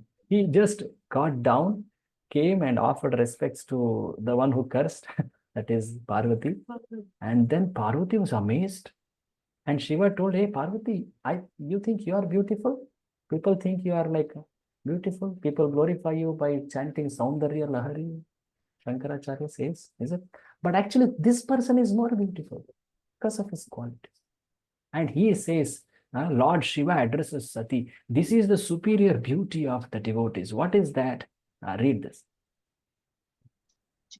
My Lord Shiva addresses Sati thus, my dear Sati, persons who are devoted to Narayana are not afraid of anything.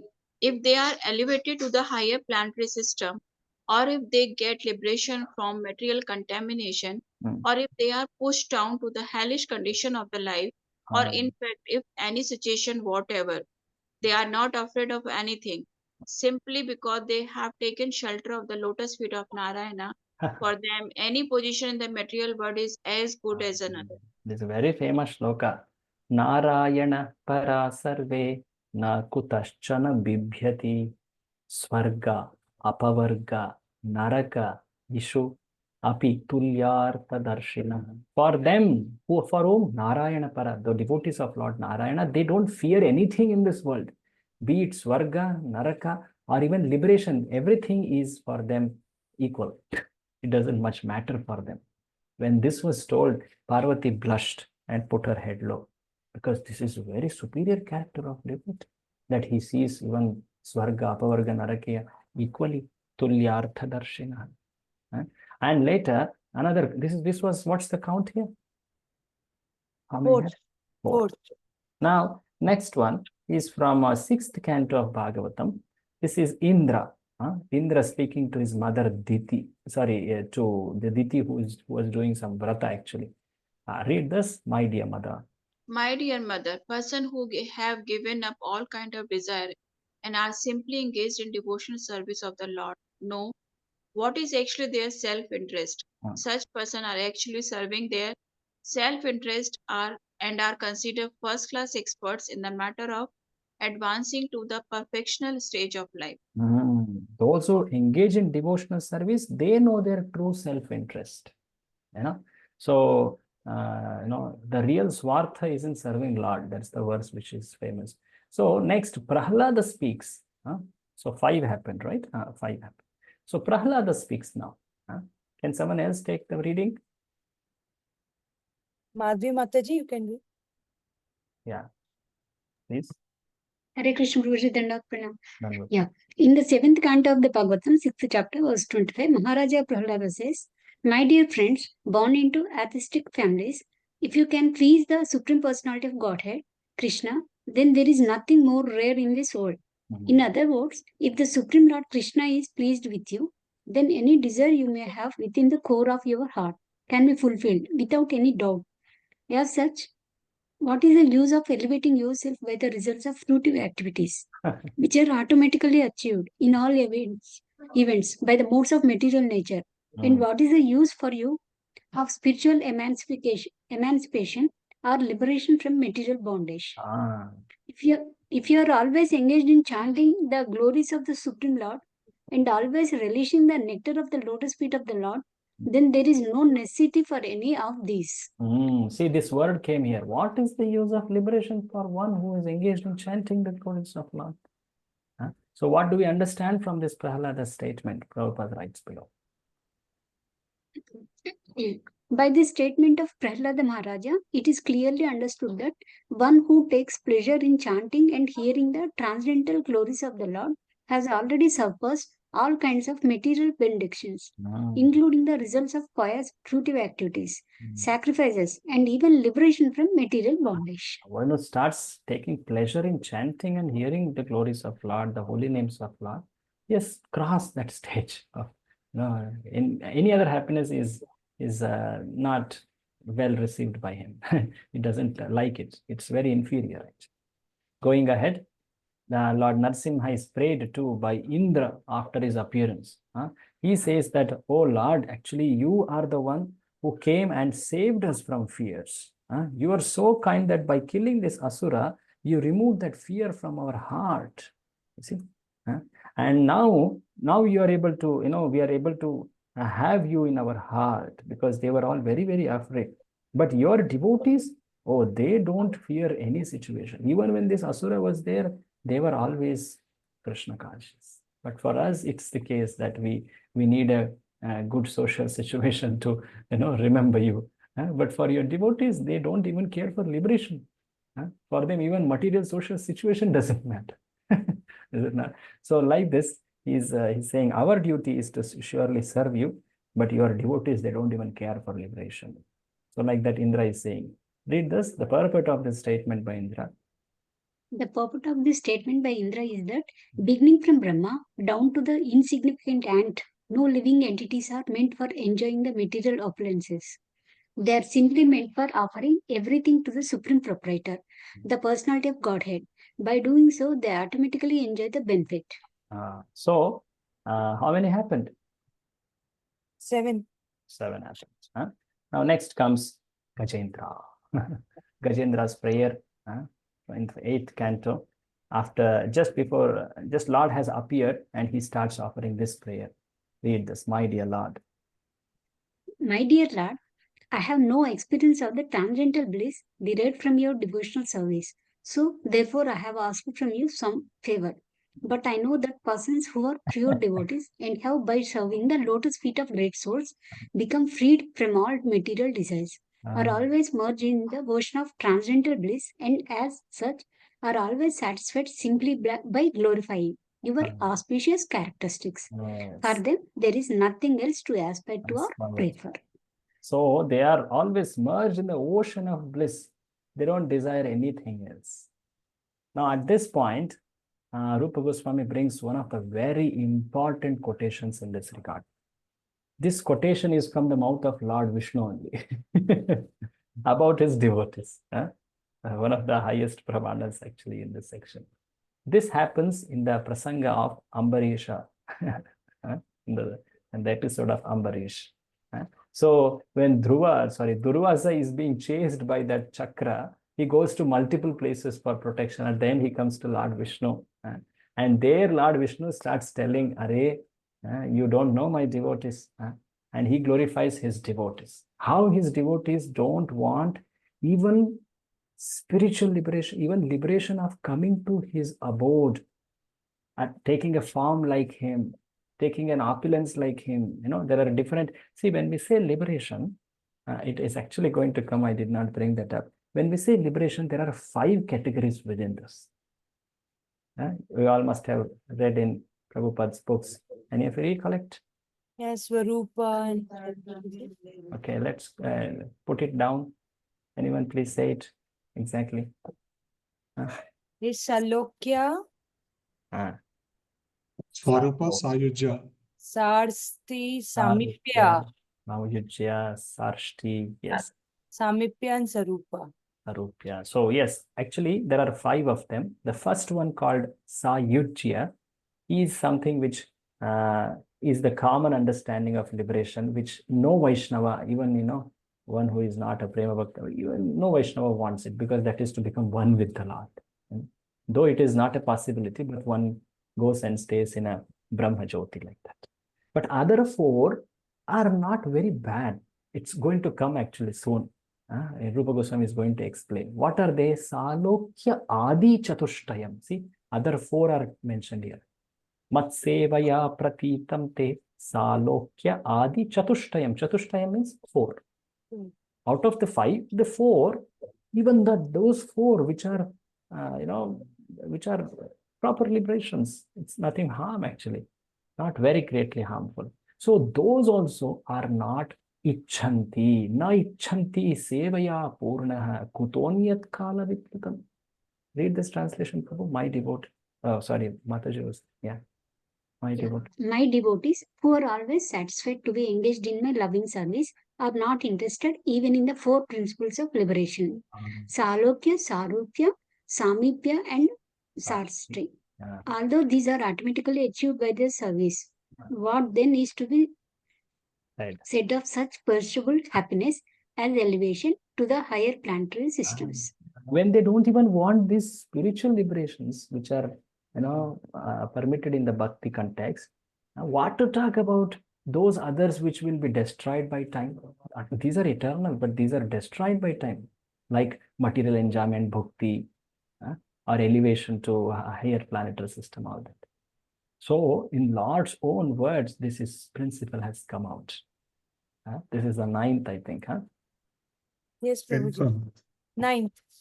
10th month. Okay.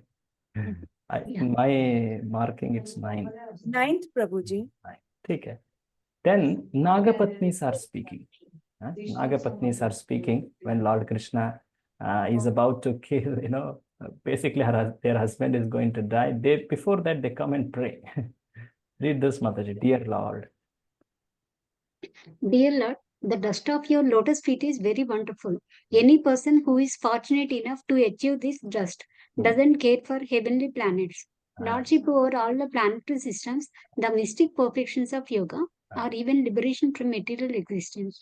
In other words, anyone who adores the dust of your lotus feet doesn't care a fig for all other perfectional stages. Doesn't care a fig. It doesn't value in any manner. A kaudi kabhi, they say, no, even that's not also worth it. So like this, in the mouths of great devotees, this principle is truly spoken. Thus, personified Vedas, they pray to Lord Krishna at the end part of his Leela. They are also saying this, pray to the Lord, dear Lord. Can you read from here? Dear Lord, it is very difficult to understand spiritual knowledge. Your appearance here, just as you are, is to explain to us this most difficult subject of knowledge of the spirit. As such, your devotees who have left their domestic comforts to associate with the liberated acharyas, teachers, are now fully merged in the devotional service of your lordship, and thus they do not care for any so-called liberation. So-called liberation. That liberation is so-called only, because real liberation is to develop love, develop prema for Lord. That's the true moksha. So like this, there are various quotations coming ahead. Further comings from Lord Krishna speaking to Uddhava. Yes, my dear Uddhava. My dear Uddhava, the devotees who have completely taken shelter of my service are so steadfast in devotional service that they have no other desire. Even if they are offered the 4 kinds of spiritual appearances, they will refuse to accept them. So what to speak of their desiring anything within the material world? Yeah. So Lord Krishna speaks to Uddhava this famous quotation. It's also very famous in Bhagavatam 11th canto. It comes, because my devotees are ekantinaha, they are one-pointed, they are deeply intelligent, they are saintly in their character, sadhavaha, they are dhira, they do not desire anything beside me. Vanchanti na api mayad. They don't desire anything except me. Even if I give them kaivalya, apunarbhava, these are actually words of liberation, moksha. The other words for synonyms of moksha, kaivalya, apunarbhava, they don't want it. Even if I give them spiritual liberation, they don't want. They just are so dedicated to serve me. Like that in Krishna's Uddhava Gita section, this is quoted here. And further in 12th canto, Lord Shiva speaks to Parvati. Read this. Yeah. My dear Devi, this great Brahmana state, Markandeya has attained unflinching faith and devotion unto the Supreme Personality of Godhead. And as such, he doesn't aspire after any benedictions, including liberation from the material world. Yeah. So we missed out one another in the middle. That was also told by Krishna to Uddhava. He says that a person whose consciousness is completely absorbed in my thoughts and activities does not aspire to even the post of Brahma, Indra, or 8 siddhis, or even liberation itself. Those who wants consciousness absorbed in me, he doesn't have these desires. I think around, how many happened? 13. 13. I'm noting it as 14. 13th. No, the one next one also. Okay, if we take that Brahma Next both, one. then Yes. it is 14. 14. Then Prabhupada quotes from Padma Purana. And this is very famous. We all recite it every Kartika. Damodarashtaka. Any of you recollect where exactly it is told? Damodarashtaka, where it's told? Where that Rishi is telling, I don't want this. I don't want liberation. Any of you recollect that verse?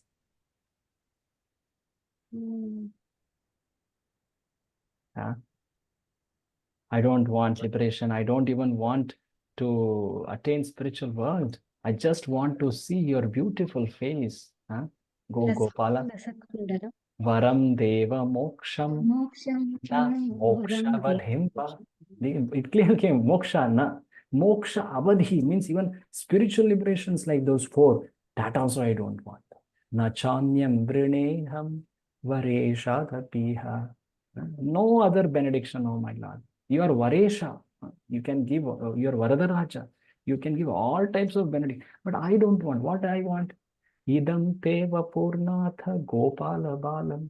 This form of yours as Bala Gopal of Vrindavan. Sada me manasya virastam kimanye. Let it always be manifest. Let me always remember that beautiful form of Bala Gopal. They say this. Prabhupada quotes that from Padma Purana. Who said this? Who said this? Yeah. My dear Lord, you are the No. Lord of all, the giver of all benedictions. No, I'm not asking that. Who said this verse? I'm asking. Who said this Dhammarashtakam? Many months past, I think. Markandeya. No.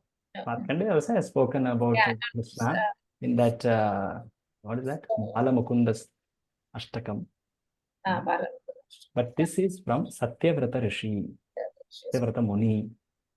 Of course, Vyasadeva has recorded it in Padma Purana.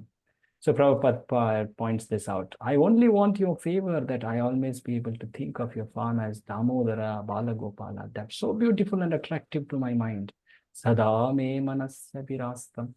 My mind does not want anything beside this. One who has tasted the sweetness of Lord, for him, anything beside it is worthless. So my only request is that by your mercy, may these pastimes be always manifest in my heart. May I have this fortune of your pastimes. That itself is my deliverance. Like that. So Prabhupada practically tells the whole pastime of Damodara, how the mercy of Narada Muni, Lord delivered those 2 sons of Kubera, and he gave this darshan, beautiful darshan. This is the mercy of great devotee, you see. Those who had such deep attachments to material world got this mercy, and they got the highest blessing, higher than even liberation. After that, Kubera's 2 sons, they stood in front of Damodar and they offered prayers, and they very rejoicefully went back. So like this, Prabhupada is quoting. How many happened? 16. 16, yes. So quoting from other Pancharatra Smriti Shastras, Hayashirsha Pancharatra. Someone else can take up reading. Radhika Mataji. Yes, Prabhu. There is a passage in Haryashirsha Pancharatra. Hayashirsha. Hayashirsha Pancharatra, which states, "My dear Lord, O Supreme Personality of Godhead, I do not want any resultant benediction from my religious life, nor do I want any economic development, nor do I want to enjoy sense gratification, nor liberation. I simply pray to be an eternal servant at your lotus feet. Kindly oblige me and give me this benediction." Ahead, same Hayashisha Pancharatra, Prahlada is praying. Actually, Narasimhadev is urging Prahlad, ask something. I want to give you, even if you don't want for yourself, I want to give. This is my nature to give my devotees. What will people think if you came to me and I did not give? I want to give you, ask something, ask something. Lord is pledging, urging him. Then Prahlad says, did not accept any benediction, and he simply asked the favor to remain his eternal servant. At that place, Prahlad quotes Hanuman, who also had exhibited this behavior. This is another record and another citation of Prahlada, Hanuman. I had all of you going Ayodhya. Huh?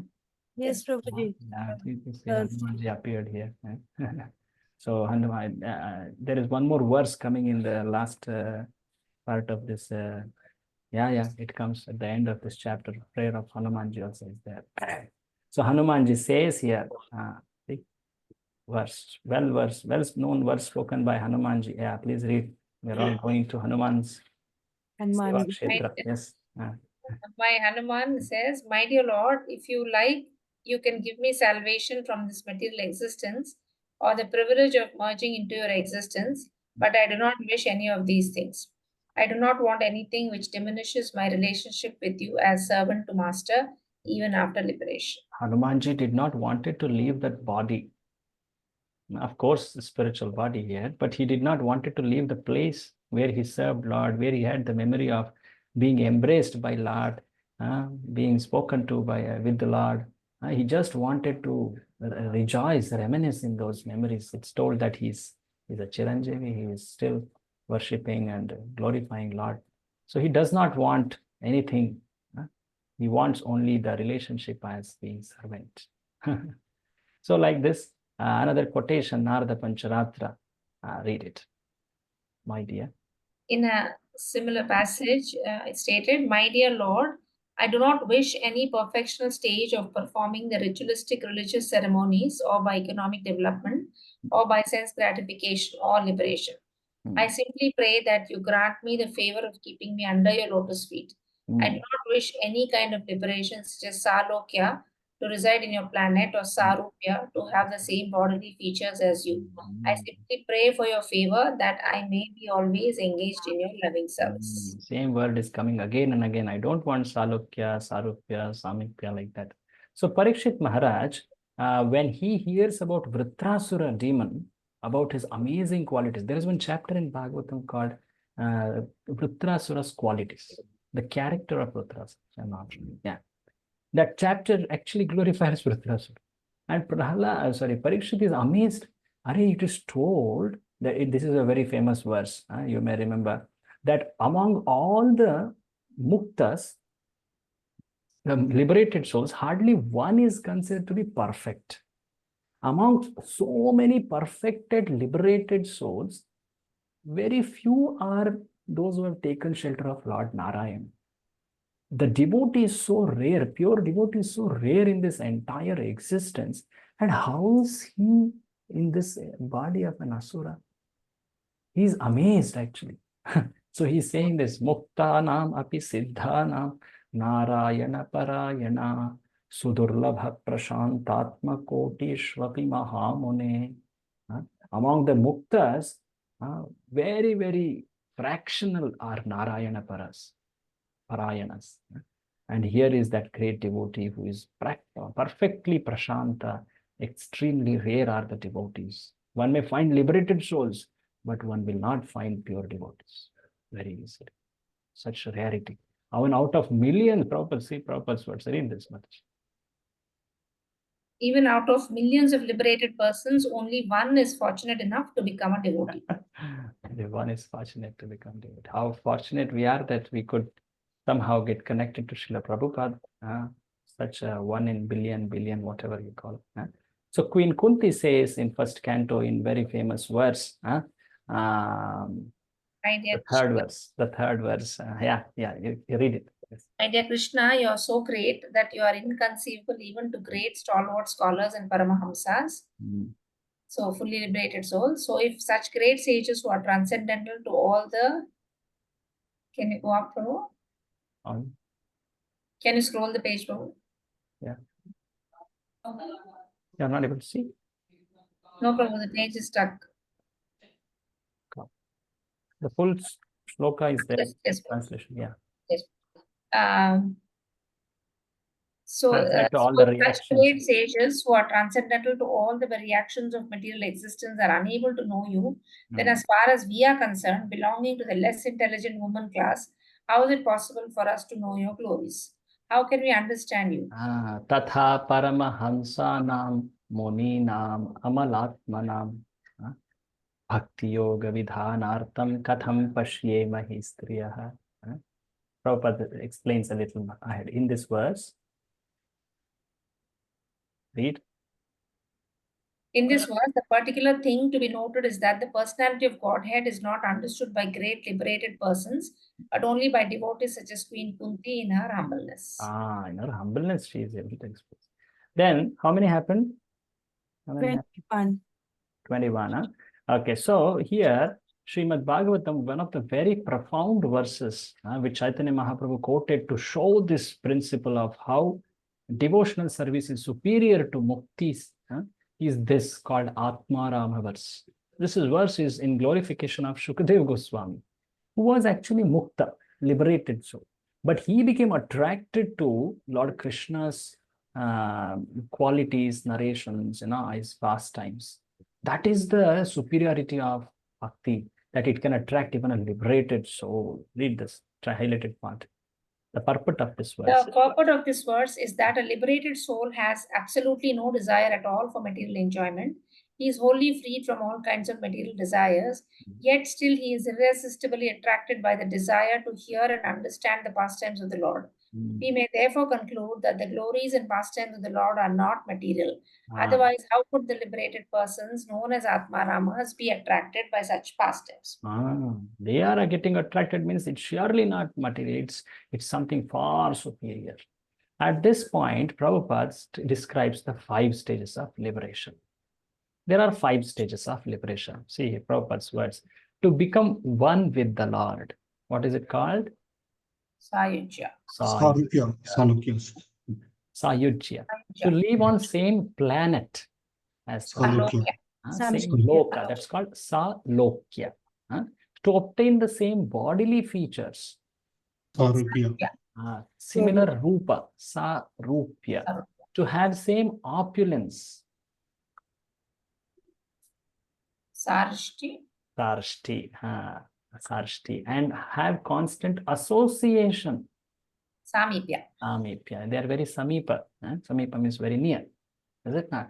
Now, Prabhupada, he describes this. Read it. Out of these 5 liberated stages, the one which is known as Sayujya, or to merge into existence of the Lord, is the last to be accepted by a devotee. The other 4 liberations, although not desired by devotees, still are not against the devotional ideals. Some of the liberated persons who have achieved these 4 stages of liberation may also develop affection for Krishna and be promoted to Goloka Vrindavana planet in the spiritual sky. So like that, they are not very against the devotional ideals, but yet there is some lacking. In fact, a very, very fine disadvantage here. See, in Rupa Goswami's words, it says, though the 5 types of mukti are described as worthy of rejection, what are they? Salokya, Sarshti, Samipya, Sarupya. Of course, Sayujya was there before. They are not, among the 5, these 4 are not so contradictory to bhakti. But yet, they are contrary to a small degree. Why? Can you read ahead? Since they are accomplished with some unfavorable attitude. The favorable portion in these 4 is caused by the acceptance of some bhakti. So there is some desire there actually. So when we say mukti, Rupa Goswami goes, this is some technical detail, but nonetheless, I just thought to show it it's not necessarily need to be remembered, or but at least note it. Among the muktis, there are two types. One is called Sukha Aishwarya Uttara, which is dominated by the desire for happiness and opulence. They want that happiness, opulence. Prema Seva Uttara, that is the desire for prema is dominant. When we say dominant, what is the implied thing? There's something else that's less dominant. There is something residual, which is not so very favorable, right? So that's why this word is used. Predominant. Uttara means prominent. So the first variety is not accepted by those who are inclined to serve the Lord. This is actually Sukha Ishwarya is not desired, because that's Brahmananda, or, Sayujya or Kaivalya comes there. But Prema Seva Uttara is these four. What are they? Salokya, Sarshti, Samipya, Sarupya. See, when we are talking this, we have to talk very sensitively here. We should not tell that as, very inferior or very material. No, they are not material, they are spiritual. But what is it that a pure devotee aspires for? That is in a very singular focus to please the Lord. Not like predomination, but practically that's the only thing which a devotee desires. That is prema. So if you see the devotee's desire, that is also a very superior type of mukti. Can you read this? But the devotees, read this. But the devotees solely attached to the Lord, Harer Ekantinaha, who relish the sweetness of prema, never accept the 5 types of liberation at all, even prema uttara. Even prema. So they don't even want prema uttara, because they are Harer Ekantina. They are singularly focused on pleasure of Krishna or Hari. So by the use of predominance, there is some other desire also indicated. I read this. By the use of the word uttara, predominance, a little desire for sukha and aishwarya is indicated in that prema seva. In that, there is a very fine implied thing. It is that there is some sukha aishwarya desire also. Yes, however, the devotees do not desire that portion and therefore reject prema seva uttara mukti. So what do they desire? They are Harer Ekantinaha. So these are the destinies and destinations. Sukha Aishwarya Uttara, they attain Brahmananda. Prema Seva Uttara, they may attain those situations. Salokya, Sarshti, Samipya. I missed one. So those 4, they are Shantarati in Vaikuntha. They may have some, it's majorly in Vaikuntha, these modes. One may enter Vaikuntha, but yet have Sukha Ishwarya Uttara Mukti. Means not a relationship with Lord, but just being present in that world. But in Harer Ekantinaha, there are rasas, the relationship with Lord. And especially Dasya, Sakhya, Vatsalya and Madhurya. So these are the predominants in which there is singular focus on pleasing Krishna. Okay, so we have come to the last section of this one chapter. Just I'll complete it with this one statement. But there is one small section left. I feel it's not appropriate to rush across, because the third topic of this chapter has come here. The third topic of the chapter is, among all the devotees of Lord, one set of devotees, that is the devotees of Krishna, specifically of Vrindavan, are superior. Why is that so?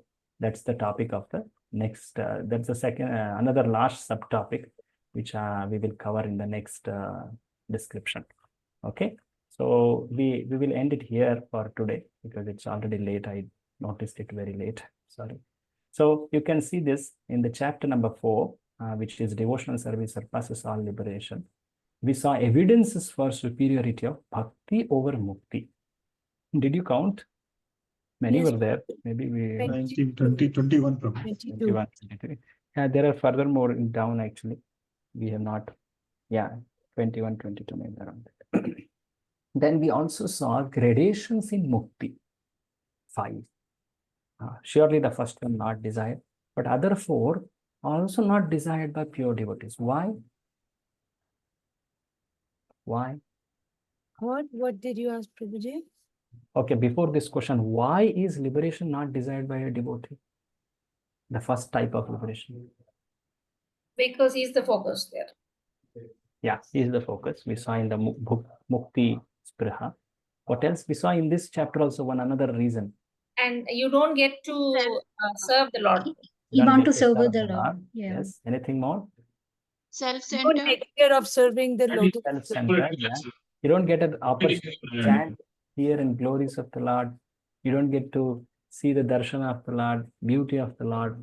You can't taste that. About the Lord. So this one is deprived of. That's why one doesn't want that liberation. But even one has association of Lord, but yet the other four are also not very much desired in the words of devotees in Bhagavatam. Why? Because they are predominated by the desire for happiness and power. No? No, they are not predominated. See, we flipped the whole discussion, this criteria here. They are predominated by desire for prema. Yeah. Do not say that to me. We will be, we have to exercise caution in talking this actually. So they are having prema, they are having seva as dominant. Prema, seva, uttara. But yet, what? Uttara is there. Huh? The rasa. Uttara is there. Oh, that means the predominance of little desire for sukha and aishwarya they have. A little desire for sukha, aishwarya. Even that, though it is in a very minority, but yet that will, it's not pure. That's why Hare Ekantinaha, that is the singular focused devotees of Lord Hari, they will not want those five. Prabhuji, can you explain this again? That Sukha Aishwarya Uttara is there. It's not there in pure devotees, right? Sukha Aishwarya Uttara, what? The predominance for of the desire for happiness and power, right? It's not there in pure devotees. Yeah. Even though those devotees who desire for those four spiritual opulences. Yeah, they will have prema seva. That's dominant. But along with that, because the dominance word is used, it is not told it's the only thing. The dominance means there is something else also on which this prema seva is dominant. Okay. So there is residue of that Sukha, Aishwarya and Sukha. And Aishwarya desire, like that. So that residue is not very liked by pure devotees. But even in Hare Ekantinaha, there is the sweetness of prema. The devotee does get the sweetness of the sweetness of prema is fine, but this Sukha and Aishwarya is something for once. That's why if you see Sukha Aishwarya, when it is dominant, what is it? It is actually Mukti with Sayujya, right? One wants to become one with Lord. So Lord is experienced Sukha and Aishwarya. Let me have it similar. That is Sayujya. Okay, I will have Prema Seva dominant, but little Sukha and Aishwarya. Okay, you get an association of Lord. All that Lord enjoys, that is given to you also, but you are an individual.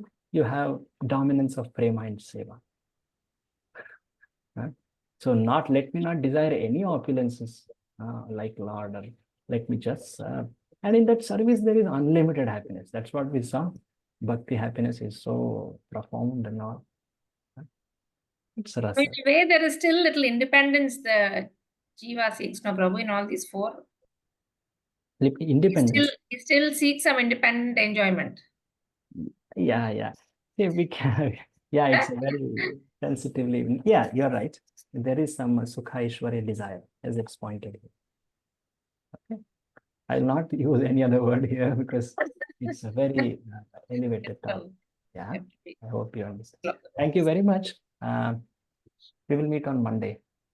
Thank you, Prabhu. And after that, we'll have a little gap. Dasaraj Prabhu is here. And there is some gap of because you are all traveling and Balaram Jayanti and something like that. So we will meet next Monday. Shri Bhakti Rasamrita Sindhu ki jai, nectar of devotion ki jai, Srila Prabhupada ki jai. Thank you, Prabhuji. Hare Krishna. Thank you. Hare Krishna. That would pranam Prabhuji. Hare Krishna. Dandavat pranam. Hare Krishna.